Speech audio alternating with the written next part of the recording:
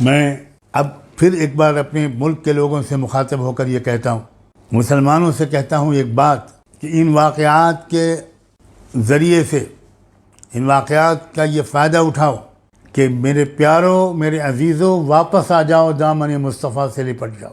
یہ موقع ہے اس وقت۔ میں تمہیں نصیحت نہیں کرتا، میں پیار بھرا مشورہ دیتا ہوں میرے عزیزوں، میرے نوجوانوں، بچوں اور بچیوں، کالجوں یونیورسٹیوں میں پڑھنے والوں، اگر ابھی تک کچھ کوتاہیاں تھیں نماز میں، پاک دامنی میں، تو بس کہہ دو کہ بس اللہ اب بس۔ ہماری ان گنہگاری کی وجہ سے اللہ کے رسول کی بھی آبروئی ہو، بس اب ہم یہ نہیں ہونے دیں گے۔